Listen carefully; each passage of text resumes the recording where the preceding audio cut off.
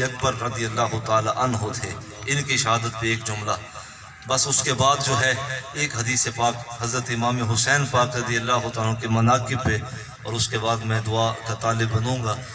ان کی شہادت جو ہے یہ اللہ اکبر بڑی جو ہے یہ دکھ اور درد والی شہادت تھی۔ یہ گائے اپنے باپ سے انہوں نے عرض کیا کہ ابا حضور میں آپ سے پہلے جو ہے میں جام شہادت نوش کرنا چاہتا ہوں، آپ مجھے اجازت، باپ نے اجازت دی۔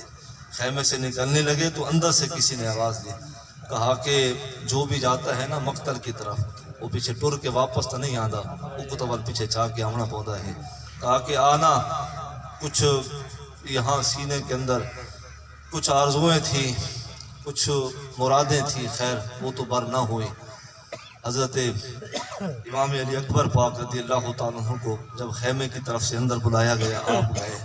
سب سے پہلے پھپھو نے، آپ کی سگی پھپھو نے، مولا کائنات کی بیٹی نے، مخدوم کائنات کی بیٹی نے اپنے سگے بھتیجے کو اپنے سینے کے ساتھ لگایا، فرمایا کہ مقتل کی طرف جا رہے۔ کہا کہ بڑی تمہاری ذات پہ بڑی جو ہیں وہ امیدیں تھیں کہ میں اپنے فرزندوں کی، اپنے نواسوں کی، اپنے بھتیجوں کی خوشیاں دیکھوں، پر یہ مقصود یہ جو ہے یہ منظور خدا نہیں ہے۔ خیر ماتھا چوما، ماں کے قدموں پہ ہاتھ رکھا، ماں نے اپنے سینے پہ ہاتھ رکھ کے اپنے حوصلوں کو برقرار رکھتے ہوئے کہا، جا بیٹا تو جس مقصد کے لیے جا رہا اللہ تیرے مقصد کو اپنی بارگاہ میں منظور فرما لے۔ باپ خیمے کی چوکھٹ پہ کھڑے تھے، ہاتھ میں تلوار لیے، پتا تھا کہ اس لکیر کے آگے جب کوئی جاتا ہے تو پھر وہ واپس نہیں آتا۔ انتظار میں سارا منظر حضرت امام حسین کے سامنے، بھائی کی شہادتیں بھی حضرت امام حسین نے آنکھوں سے دیکھی، بھتیجوں کی شہادتیں بھی اپنی آنکھوں سے دیکھی، لیکن حوصلے اور استحکامت و استقلال کا جو ہے وہ منبر و پیکر بنے ہوئے، اپنے آپ کو حوصلہ دیو، کوئی اور حوصلہ دینے والا نہیں، کوئی تنفس انہیں سہارا دینے والا نہیں، اللہ کی رضا کے مقدم جانتے ہوئے یہ پیکر صبر بنے ہوئے ہیں۔ جب بھائی بیٹا جانے لگا، حضرت سیدنا امام علی اکبر پاک رضی اللہ تعالیٰ جوان تھے، ان کے متعلق لکھا گیا کہ یہ بھی شبیہ رسول تھے۔ حضرت امام حسن اور امام حسین پاک بھی شبیہ رسول تھے، ان کی اولاد بھی شبیہ رسول تھے رضی اللہ تعالیٰ عنہ۔ اچھا گئے، ماں نے سر پہ ہاتھ رکھا، ماتھا چوما، کہا بیٹا جا، اللہ تیرے مقصد کو اپنی بارگاہ میں منظور فرما لے۔ بیٹا جب باپ کے قریب سے گزرنے لگا، باپ نے کندھوں پہ ہاتھ رکھ کے کہا، بیٹا ان قریب پھر جلد ملاقات ہوگی، جلد ملاقات ہوگی۔ نگاہ سامنے تھی، پتا تھا کہ یہ سب کچھ ایو جہان نہیں، ایک اگلے جہان بھی ہے پیا تے نیک روحاں جی میں اتھا کٹھیاں ہوندے ہیں اتھا بھی کٹھیاں ہوندے ہیں۔ یہ نیک روحاں کو خاص طور پر میرے رب کی طرف سے یہ شرف خاص نصیب، یہ نیک لوگوں کی محبت ہے۔ حضور نے ارشاد فرمایا المرء مع من احببہ، ہمیں کہ لوگوں سن لو، جو جس سے پیار کرنے والا ہوگا دن قیامت اسی کے ساتھ ہوگا۔ تو یہ ایک دوسرے کے ساتھ نیک روحوں کا جو رشتہ ہے یہ ازلی اور ابدی ہے، اس جہان بھی رشتہ قائم و دائم، اگلے جہان بھی رشتہ رہے گا اور قائم رہے گا۔ خیر کہا کہ ان قریب جلد ملاقات، لڑتے رہے، لڑتے لڑتے شہید ہو گئے۔ کہا کہ جب ان کا آخری وقت آیا نا، سانسیں ٹوٹنے والے تھے، جسم پہ بے پناہ جو ہے وہ تلواروں کے وار لگ چکے تھے، آپ گرے۔ حضرت امام حسین پاک رضی اللہ تعالیٰ عنہ، اصول یہ تھا لڑائی کا، اگر ایک لڑنے والا گر جائے تو سامنے والے سمجھ آتے تھے کہ بس یہ اپنی ہار مان چکا ہے۔ وہ پیچھے ہٹے گھوڑے لے کے، حضرت امام حسین پاک رضی اللہ تعالیٰ آگے بڑھے، آپ تشریف فرما ہوئے، جوان بیٹے کو سہارا دیا۔ بیٹے نے عرض کیا ابا حضور اتنی اب جو ہے طاقت نہیں ہے، اور لگتا یہی ہے کہ بس یہی دم آخر ہے، یہی چند سانسیں ہیں، میں خیمے تک نہیں جا سکوں گا کہ ان کھلی آنکھوں کے ساتھ اپنی اماں کا چہرہ دیکھ سکوں، اپنے معصوم بھائی کا چہرہ دیکھ سکوں، بس لگتا یہی ہے کہ یہی آخری چند سانسیں ہیں۔ باپ نے بیٹے کو اپنی گود میں بٹھایا، اپنی گود میں جو ہے وہ سہارا دیا، آسمان کی طرف بیٹے نے بھی ہاتھ، آسمان کی طرف بیٹے نے بھی منہ، آسمان کی طرف بیٹے کا بھی رخ تھا اور باپ کا بھی رخ آسمان کی طرف ہوا۔ اللہ کی بارگاہ میں عرض کرتے ہیں مالک یہ جو کچھ بھی ہے، ربنا تقبل منا ھذا القربان، اے اللہ ان قربانیوں کو اپنی بارگاہ میں تو قبول فرما لے۔ آج کچھ نہیں ہے اور بس یہی ہے، جانوں کے نذرانے پیش کیے جا رہے اور کچھ بھی نہیں، جو کچھ بھی ہے یہی ہے، سرمایہ حیات یہی ہے، اے اللہ قبول فرما دے۔ اور بیٹے نے آنکھیں بند کی، روح جسم سے نکلی، قصف انصری سے پرواز کر گئی۔ اللہ اکبر، فرشتے ان کی روحوں کو سلامیاں پیش کرنے کے لیے کھڑے تھے، جنت کی حوریں اس منظر حق کو دیکھ رہی تھی۔ اللہ اکبر۔ خیر حضرت امام حسین پاک رضی اللہ تعالیٰ جوان مردی کے ساتھ آپ لے آئے اپنے جوان بیٹے کی لاشیں کو خیمہ حسینی کی طرف تشریف فرما ہوئے، لے گئے، کہا کہ آؤ یہ سپرد خدا ہو چکا ہے۔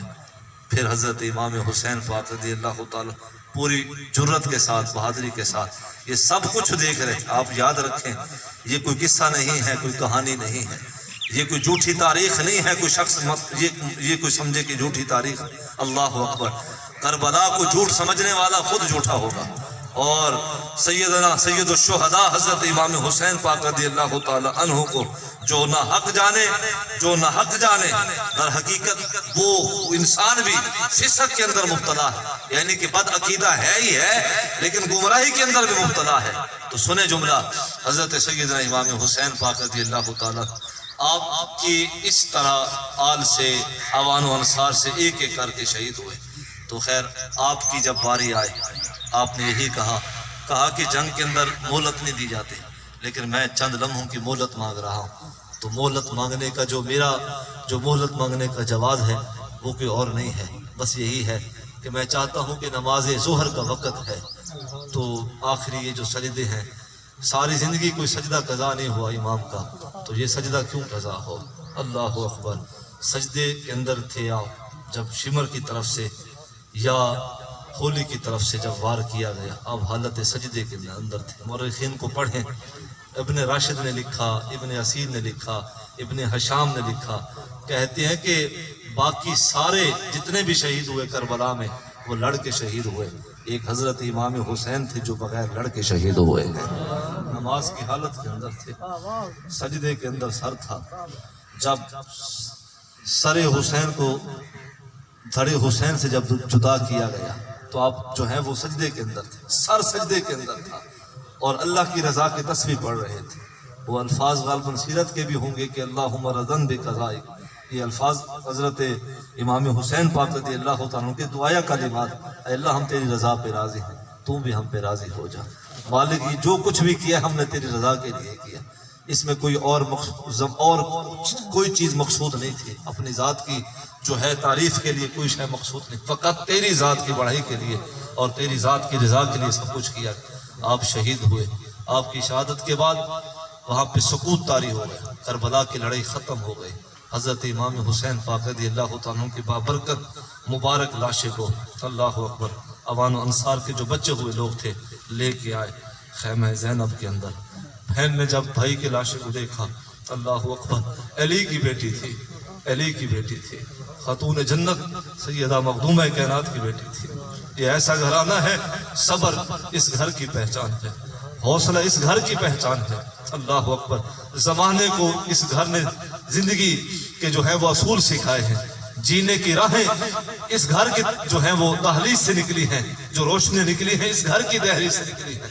حضرت سیدنا زینب پاک سلام اللہ علیہا، آپ نے اپنے بھائی کی آنکھوں پہ ہاتھ پھیر کے آنکھیں بند کی، کہا کہ بھائی اللہ اکبر، تو اپنے مقصد میں کامیاب ہے، ہم دکھی نہیں ہیں، ہمیں پتا تھا کہ ہمارے ساتھ یہی سلوک ہونا تھا۔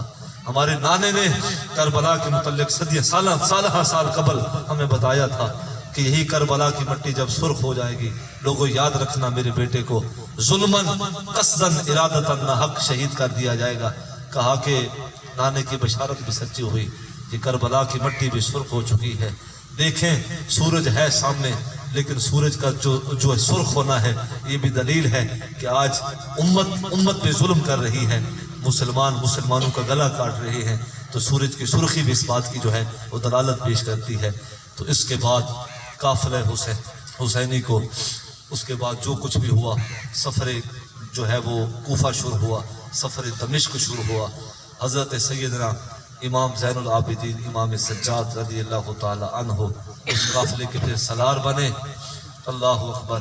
شہداء کے سر نیزوں پہ چڑھائے گئے، اور وہ واقعہ تو پھر خیر بڑا معروف ہے کہ سر حسین نیزے پہ تھا، قرآن کو پڑھنے والا قاری قرآن پڑھ رہا تھا، متشابہ لگا تو قاری کی اصلاح کر کے ارشاد فرمایا فرمایا کہ یہاں سے تو پڑھ تو ٹھیک رہا ہے، لیکن یہ عجب نہیں ہے واقعہ کہ اصحاب کاف کا واقعہ عجب نہیں ہے، بلکہ یہ واقعہ عجب ہے کہ دیکھ سر نیزے پہ ہے، دھڑ بھی ساتھ کوئی نہیں، سر ہے اکیلا، لیکن سر نیزے کی چوٹی پہ بھی رب کا قرآن پڑھ رہا ہے۔ بتا یہ عجب ہے یا یہ عجب ہے؟ تو لوگوں نے کہا اس میں کوئی شک نہیں کہ وہ عجب ہے، جو نیزے پہ چڑھ کے قرآن پڑھ رہا ہے وہ عجب ہے۔ اور دوسری روایت میں ہے کہ سیدنا امام حسین پاک رضی اللہ تعالیٰ عنہ کے سر اقدس سے آواز آئی، قرآن کے قاری کی اصلاح فرمائے کہ میاں یہاں سے غلطی کر رہا ہے، قرآن یہاں سے درست فرما۔ تو یہ مختلف روایات اپنی جگہ، لیکن آئیں ان کی روحوں کو خراج پیش کریں، وہ جو سب کچھ اللہ کے دین کی خاطر قربان کر چکے ہیں۔ یہ ان کی روحوں کو خراج پیش کرنے کا بہترین طریقہ ہے کہ ان کے مناقب سنے جائیں، فضائل بیان کیے جائیں، ان کی جو ہے عظمت بیان کر کے روز